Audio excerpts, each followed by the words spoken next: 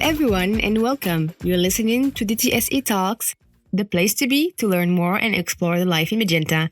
You wonder what's going on in the company? Where do we excel and what's our lessons learned? Join me as I delve into the life in DTSE and interview employees as well as guests to answer all your questions. I'm your host, Umayma Buswab, and today we talk about the art of storytelling. Therefore, I invited Monica Dalla Riva and Raghuram Tanumalayan from Deutsche Telekom to shed a light on the power of storytelling. So stick around!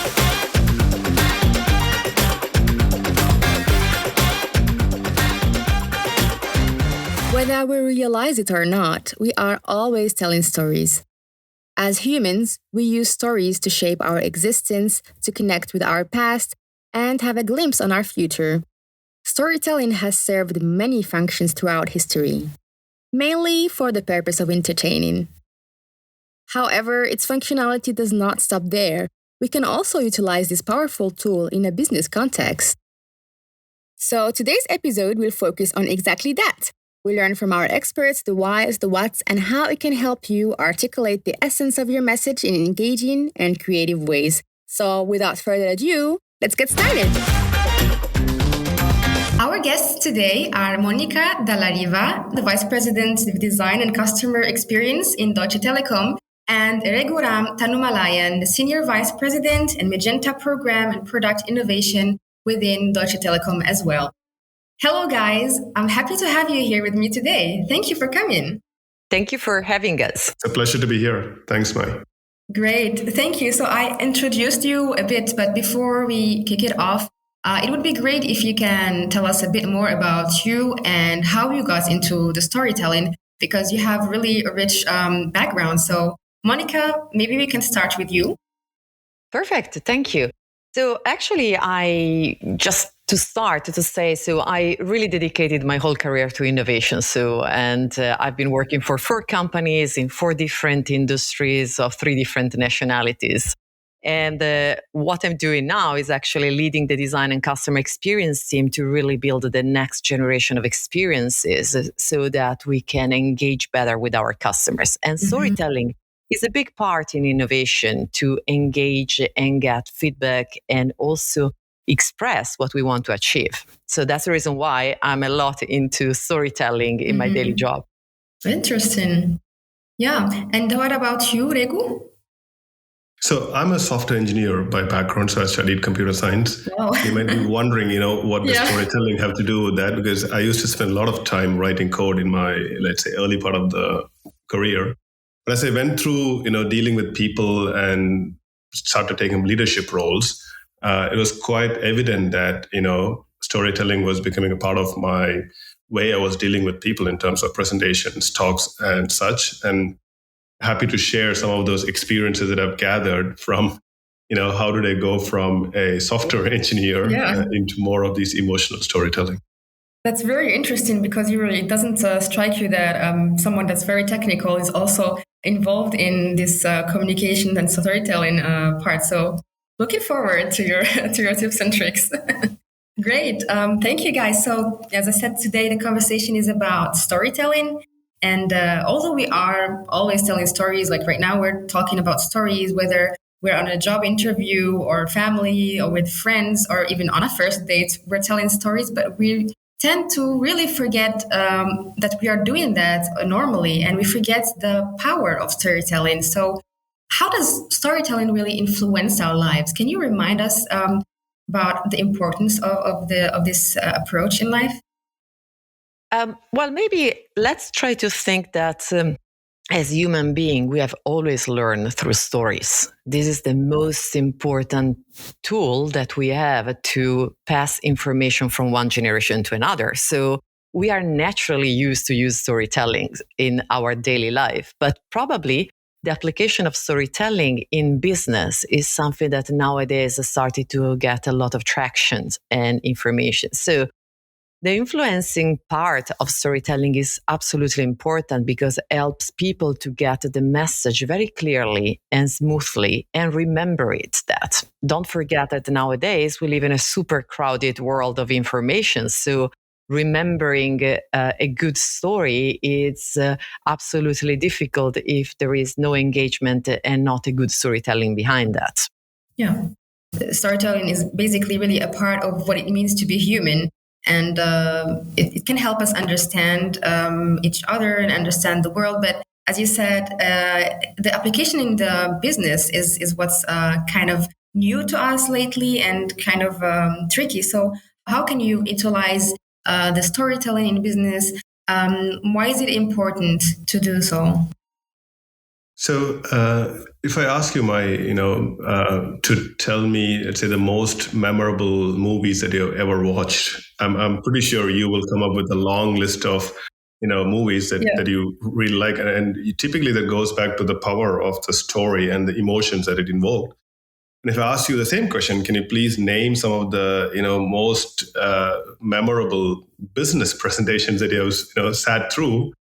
Most people would really struggle with that question, and that's, I mean, we know it, and most of the business talks and business presentations are typically led by PowerPoint, and this is where I believe, with all this benefits of storytelling, which Monica just talked about, it's crucial to also bring it into the business world, so that any message that you pass on as a leader or as a peer to others, when it has powerful stories and emotions behind it, people are much more likely to remember that message than showing a full slide full of figures and facts, and so which are important. That's where the rational part of the brain kicks in. But as humans, we haven't really utilized the emotional part of the brain, especially in a business setting. So, which is why I think it's really important in business that we really apply storytelling principles.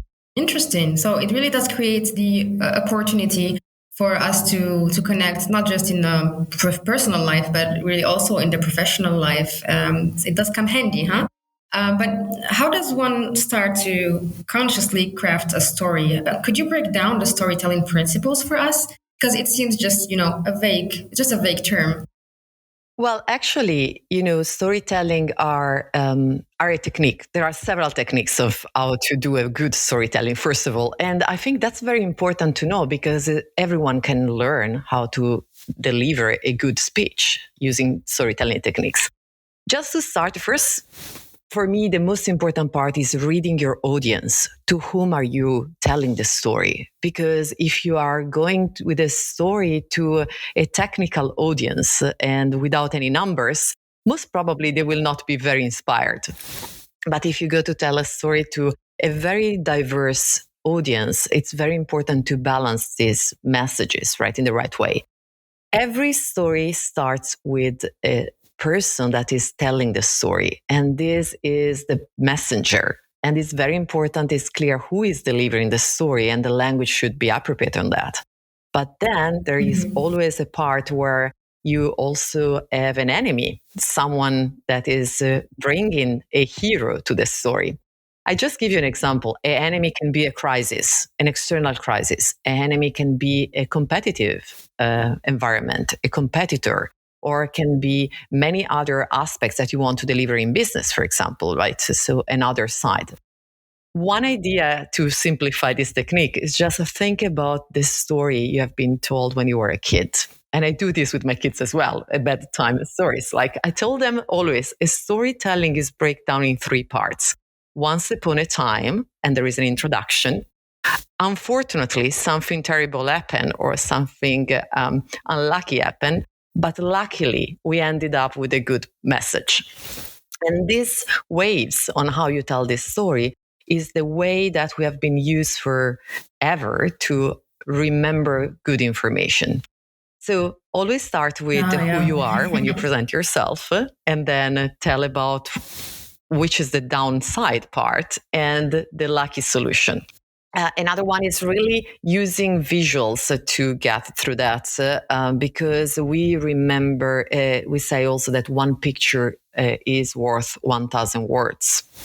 So but there should be. It registers better with the brain, Exactly. right? It's easier for us to remember pictures and graphics and simple shapes. But this requires some pre-work. That's very important because the image should be really found in a right quality and the right way and used with the right moment of the story. And one image per slide and one keyword or two keywords, not more than that, because people don't listen, you have to decide, do you want them to listen to you while you deliver the message or they read the slides? Mm-hmm. And once, many years ago, a very inspiring leader told me one point, it's like, if you have a PowerPoint with a lot of information in that, it's because you don't know your story. So it's better you go there you know your story and you have less information on the slides. You don't need that. But this, for example, is how you start to tell a story, like a bedtime story, basically. And this is the technique that you also use during your business presentations? I always use the same technique because that is the basic structure of the storytelling techniques. It's the best one, I guess, no? It's the simple one, and the simplicity is a big part in storytelling. Avoid small details. Get to the point. Okay. I always personally tend to deliver just 3 messages. I think that after a speech or a story, it's very hard to remember more than 3 clear, crisp messages. So, and I ask myself, what do I want that the audience remember at the end of my presentation? And these are the 3 key points of my full story. The rest, there will be another time where I can deliver the rest of part, but anchoring on 3 important messages, what I aim for, at least in my storytelling presentation. I knew about this rule of 3 for the bullet points, but I actually never thought about it for the whole presentation. And that makes sense. Great. So you mentioned presentations, Monica, and also Regu, you mentioned presentations with PowerPoint. And as you said, you don't remember most of them because they're most of the time too long or complicated or just simply confusing. So can you share with us good storytelling structure to create a motivating presentations, how to keep your audience with you engaged, and also how to get the message to them clearly without confusion? Sure. So adding on what Monica said about first knowing your audience and then kind of this introduction, then you present a crisis and then kind of go to solution. I think all stories, be it presentations, they have these kind of 3 parts, like in movies, right? So the 3 acts. So there is an introduction, there is the middle part, and then the climax. I think you should look at your presentation just like that. So typically what I do is I start, after knowing my audience, I start the presentation or the talk or whatever it is, it could also be an all-hands session, with a really engaging question or remark, because you do need to get your audience excited, right? So think about something which will really, make them excited about what is it going to come for the next 20, 30 minutes, right? I mean, why should I listen to this person talking? So that's the art of attracting or engaging people at the beginning with a really, a question or a remark. I mean, sometimes it can also be provocative, right? I mean, provocation always gets people. Could it also be the icebreakers that we are tending to do before every workshop or every meeting? I mean, icebreakers typically help to kind of, if you're in a larger workshop, right, to get the flow going on. But what I meant here with that introduction is really something like, end of the day, your story starts with the title that you give to your presentation or to your talk, right? So it's also quite important to have it really catchy there. I just gave a talk yesterday, where people asked me to talk about agile transformations, and my title was actually called Fragile. So it's a play on the word. Yeah. So it was like FR within brackets and then agile. And this really then, I mean, they don't know what is going to come. So they just know that I'm going to talk about fragile and so on and so for 20 minutes. Super. The title, if you just look at FR, it stands for real.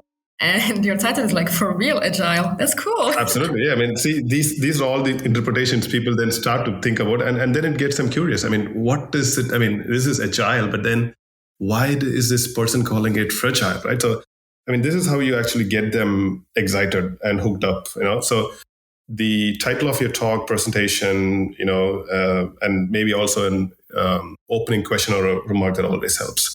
And then in the middle part, like Monica said, it's really crucial to have visuals. So I typically go with almost no text. And if there is text, it's going to be really bullet points, but more visual, because visuals really evoke emotions. I mean, you can always tell a story with a visual. I typically do a lot of voiceover and then have the visual at the back, because if not, like Monica said, people start reading your content and you have lost them, right?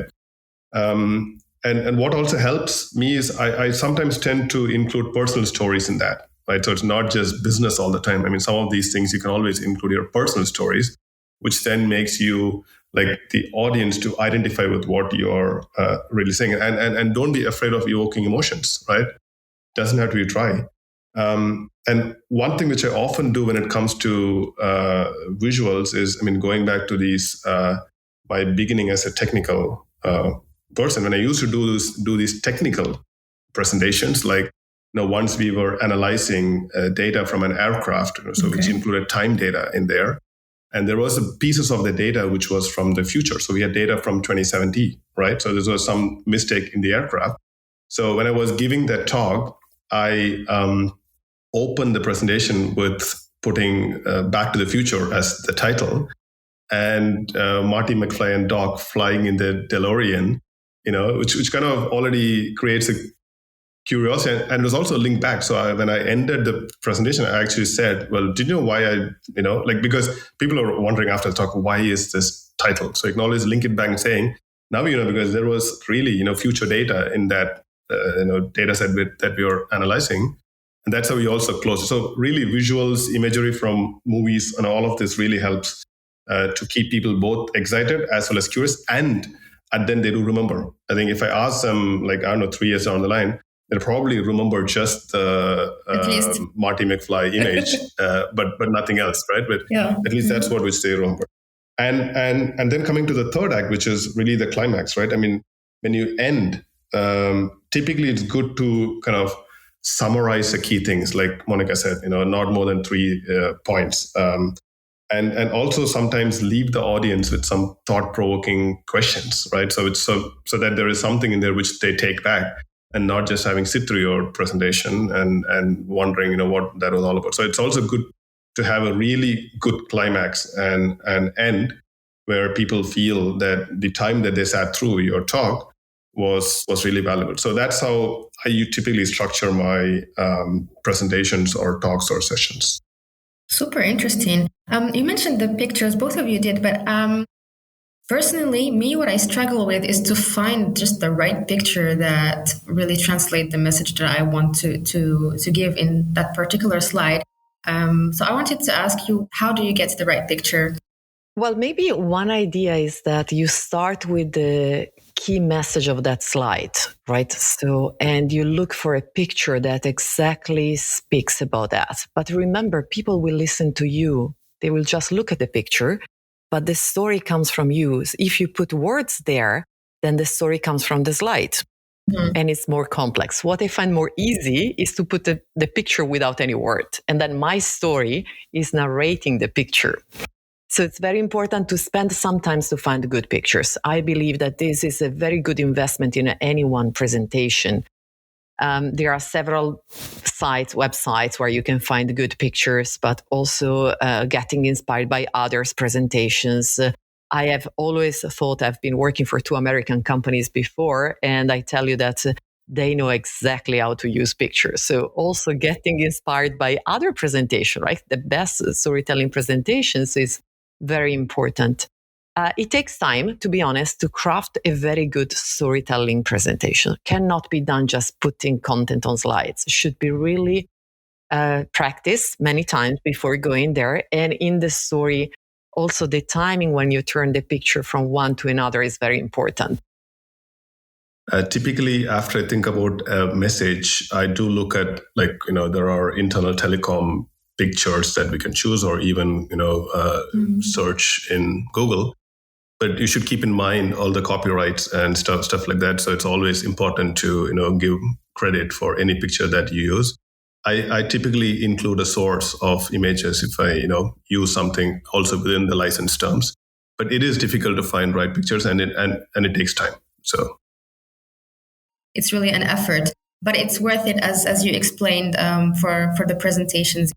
But I assume that these are not the only situations where storytelling can help us, right? Could you give us some tangible examples where you used storytelling aside of presentations? Yeah, maybe let's think about you tell a story every time you speak. We are telling a story in this moment, right? So, and it's the same thing. So when you are in conversation with the people, you tell a story about what you deliver, or you tell a story about what you want the other person to receive as a message. When you share a vision to your team, for example, is very important. Or when you want to pitch for a project or pitch to your manager or your peers to support you in some activities. It's a daily routine of communication, actually. And so should not be underestimated from my perspective.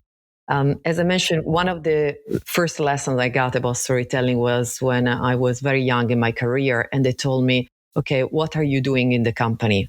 And it's a simple question, but you have to be clear about what you're doing, and should be an elevator pitch. So really a couple of sentences. And then I started to really get to the core and understanding which is my role in the company is helping the company to become more customer centric, right? So getting better to our customers. But there are several moments where you have to deliver your pitch, even with other contexts that are also in business and in your personal life. But getting back to the core of your message is exactly the point. And telling in the simplest way others rely to the emotions and also the meaning and the purpose you're trying to deliver. That's exactly the why question, right? So sometimes. It's interesting. It seems like also if you really practice this and do it consciously, when you try to really craft this story, you are also able to understand your message better. So it helps you create elevator pitch that is to the point and that is understandable. So it helps you first understand yourself and then make better connections with others, right? Absolutely. And you may not believe this, but we are all salespeople. I think we are telling stories day in, day out, even in personal settings. So as Monica said, it's really important that we apply this storytelling in almost every place. But if you're looking for tangible examples apart from presentations, I mean, when I do all hands meetings, when I'm giving talks, there are stories everywhere, So you can basically turn any of those communication or messaging opportunities into a storytelling opportunity. Yeah, I think it's difficult to just get the hang of it, but once you figure out your process, I think it comes just easy and it becomes natural to use it.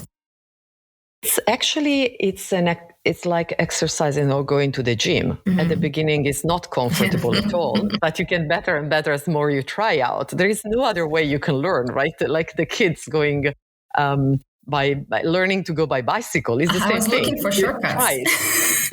You try. That's the only way you can make it, right? So, but my suggestion is to try with some fun. Don't take yourself too seriously. It's okay. I mean, like at the beginning, maybe you adapt one or two techniques, but then more you go along with that exercises and better you become. So, but if you never start, that's very hard. You get there. So that's very simple. Yeah. Speaking of techniques, one thing comes to my mind when we're talking about a story in general is when you mess it up. So my question is, how do you recover when you mess up your story or your presentation? And what's your tip on that? I mean, here's a trick. Only you know that you messed it up. Your audience do not know because, it's your content, your story that you're telling. So let's say the tip to really recover is to kind of let go of that moment and then continue with your story. So I think this is hard, but I think that's the only way. Like I do remember I think it was early last year when still one of my physical talks which I gave. I was in front of a bunch of DT executives talking about servant leadership, and it was at the end of the presentation that I was recapping those principles. There were 6 of them, not 3 of them. So, and I actually had a cue card with me just to remember them in case I forget. But as I started to tell them, I forgot the order, and I even didn't know what the 4th one was, which was terrible, you know. And I was searching for my cue card, which unfortunately wasn't to be found. But that's where the most interesting thing happened. I mean, the audience started to help me, you know. So it was really a moment to engage with the audience, and they were giving me like, you know, you can go back to that slide; it's there. So that was a really nice moment where you kind of. And the most interesting thing was I was talking about being vulnerable. So here I was being vulnerable on the stage, you know, even forgetting things I wanted to say. So that was, I mean, that's also ways to turn some of these into really teachable moments. So, you know, it's how quickly you recover from the, I don't know, the frustration or the fear or whatever that you are messing up to really getting over and then turning it around. I think that's a way to recover from that. But again, only you know that. I mean, the rest of the people do not know your content. So it's okay to make mistakes, but just quickly get out of that and then go ahead. Okay. It's about how you see it, right? It's about the mindset and how you perceive that mess up at that moment, and how to shift your brain not to think negatively. Of course. Of course. I mean, as humans, we mess up all the time. So, you know, it's just accepting who you are and what you did and then getting ahead. And I mean, sometimes that's really visible, like in my case, but most of the times it is not. So it's just easy to recover. But even if it's visible, I mean, we all make mistakes. So, you know, just get over and go ahead. Yeah, don't make it too complicated, right? Just accept that it's a mistake and make maybe a joke about it and move on. Absolutely. Cool. What are other tips that you would like to share with us when it comes to what storytelling can help you in with life? Well, actually, you know, I think also that it's very interesting when you are authentic to yourself. It doesn't matter that you are making mistakes, and it's perfectionism is an enemy in nowadays complex worlds, right? So this does not mean that people should not be well prepared. That's absolutely important, but not to feel super perfectionist or rigid in a storytelling. I think that one of the most important part is really reading your audience faces. If you start to losing them, just change the tone of voice or increase the speed of your words or get a new story inside the story. And one part that I think it's very important is also making a call to action at the end. And what does it mean? You don't tell your story at the mirror for yourself. You know your story, right? You tell a story for delivering a message to someone else that will help you to achieve your goals in case of creating messages for organizations, for example, or they are going to have an active role. But if you don't tell them which will going to be their active role, if you don't bring a call to action at the end of your presentation, it's very hard that they will feel part of the story. And the immersive part of the storytelling is absolutely important. You should to include them in your story. It's like in normal relationship when you talk to your friends or in your family or in your business, in your normal life, like you engage with the other part. You ask information or you ask something to the other person and you bring them in your story. So this part is very important, I think, because especially in the last 18 months, we have experienced to work from basically in a virtual way. And this has reduced dramatically the body language reading, right? So engaging others became even more important, and good storytelling was, at least in my experience, one of the most important part for keeping the team engaged. And I believe that preparation is very important, but also making sure that the audience is getting interest in your story and engaged and immersed. It's reading the audience is really important during the full storytelling, I believe. And if you messed up, you messed up. It's okay. I mean, like, you learn for the next time, basically.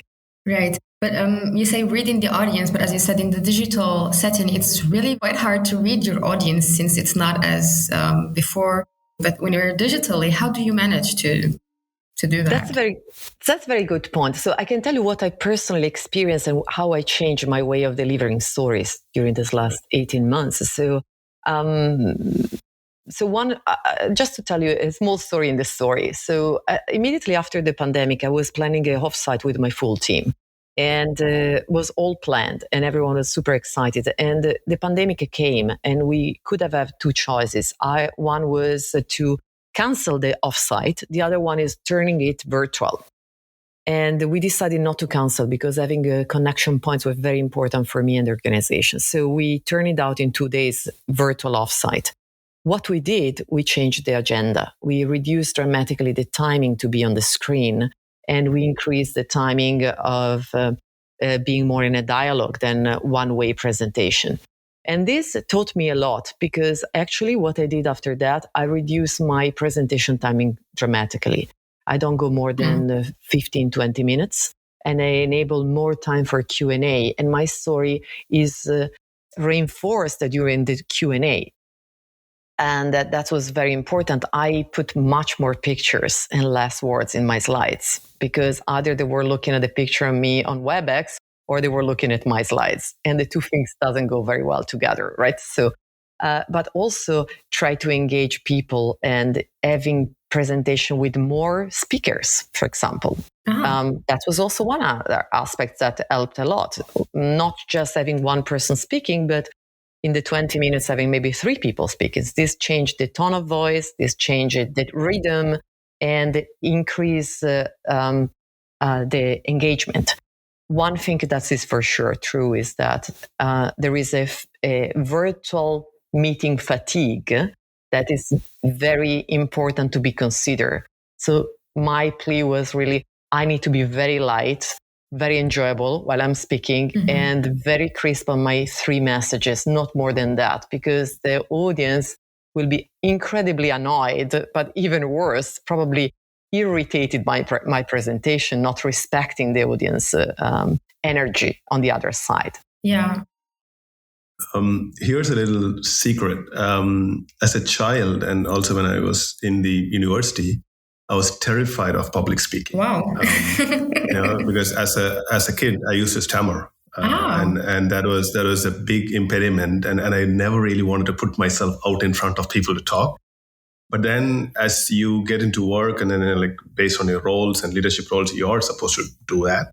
And the only way, like Monica said, is also like with sport, you need to do it. You just need to get out yourself, put yourself, and then go through that process, and then with experience, and then you learn. There are times, before like big talks and stuff, I do feel nervous, but then you always have these breathing techniques to make yourself calm. And the most important thing is actually not to try to remember the content. I mean, I usually rehearse before, but then before the talk, I don't really try to force myself to remember stuff, because when you do that, your brain goes into a panic mode, and then you kind of start to mess up all of that stuff. So the story, like I said, it's okay. You just go out. If you miss few items, it's fine, because the audience wouldn't know it. So, for me, it's important to keep the core points of the story in my head and not the actual words and stuff. And there is this interesting scene in the movie Cars. I don't know if you have seen it, where before the race, McQueen kind of closes its eyes and then just says speed, speed, speed. Right? It's just thinking only about racing. Yeah. And that's how I typically try to get myself, just get yourself into a calm mode, and then just go there and then talk, and then the story just flows. Yeah. But I mean, it might sound easy, but it does take a lot of experience and preparation, and doing it multiple times, and then it becomes quite natural. Maybe some people don't like to present or feel very stressed if they have some speech impediment, or even if they just don't speak the language very well. They would be very discouraged to present, although they have probably good ideas. Do you have some tips on just to be comfortable and just to have this self-confidence that anybody can just give a really good presentation once you're prepared for it? Do you have some tips just to mentally put that in your head? Yeah, absolutely. And just a disclaimer, I was a super shy girl. I know nowadays it's very hard to believe it, but actually I learned to give speeches when I realized that was not about me and was about the audience. And you do this is a gift. A story is a gift. It's not about you. It's about how you make the other feels. And this moved from the focusing on my emotions to the emotions of the others. And this helped me incredibly to be more calm on stages or on presentation and these things. So one technique for me, or one tip to start a good storytelling, is really memorizing your opening 3-4 sentences. That is usually the more complex moment. Mm-hmm. And if you don't do it perfectly, it doesn't matter, honestly. But having this beginning smooth, I think it's then giving you the trust that you can make all the rest of the presentation. So I can give you one point. For example, in my presentation, there is always one slide. The first slide is a picture with 3 or 4 words. That's all. And that is my anchor point. And for example, when I have to give presentation about customer centricity or customer experience, I have a picture with people and there is just written, "We are all customers every day." And this is turning a little bit from me telling others what is right to giving perspectives, for example.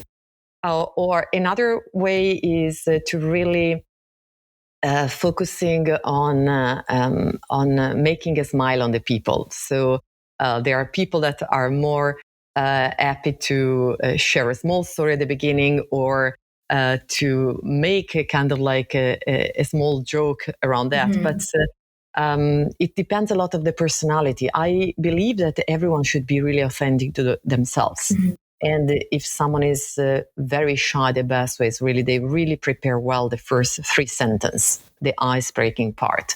And the rest is going to flow very smoothly on that. Okay. That's one of the tips. Super. And don't forget to sprinkle your story with emotions. I mean, it can be comedy, it can be jokes, it can be, sadness, it can be gratitude. So bringing emotions in is always a good way to create a story that sticks. Yeah, to connect with your audience. Super.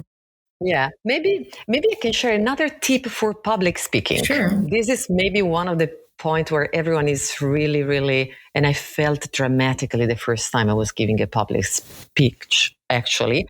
But I learned one technique from my former manager. Actually told me, just find the person you know in the audience and look at this person all the time, especially in the first 3-4 minutes. And this person, if he smile back to you, this is very relaxing. And you can have a buddy in your presentations and ask to reflect on you while you are mm-hmm. in the public speaking in the stage at the first moment. It's very helpful. Mm-hmm. You also have to find allies on giving a public speaking, right? So engage others on that. Help them to help you. So that is very helpful as well. Okay. Yeah. I see your point. I tend to do it like really without thinking about it, but I just realized now this is actually something that I do. And if I don't know anyone, I just notice the first people that look like they're having a good time and they're smiling, and I just keep going back to them, just looking at them from time to time when I feel very stressed during the presentation. Exactly. And, wow, I didn't think about it. Well, as a human being, most of the time we reflect the emotions of others. So it's very easy. If you want to have a good time, you look at people that are smiling. It's helping you to relax. And when you're relaxed, then it's your story. So you know by default, mm-hmm. right? Wow, super. Thank you so much for this conversation today. Thank you for sharing your tips and tricks and sharing also your experience.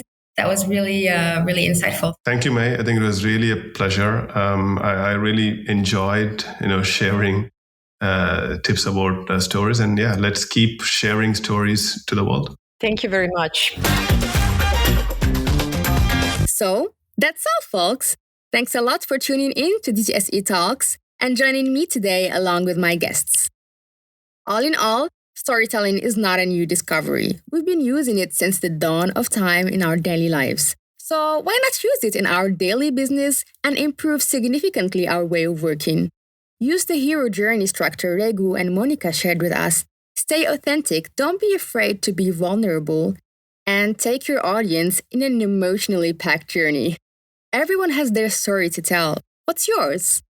Make sure to go to talks.dtse.group, subscribe to our podcast, and leave us a feedback. Our next episode will be about women in power. As a woman, I'm obviously excited to have a talk with leaders to learn more about what it is like to be a woman at the top of the corporate ladder. So stay tuned.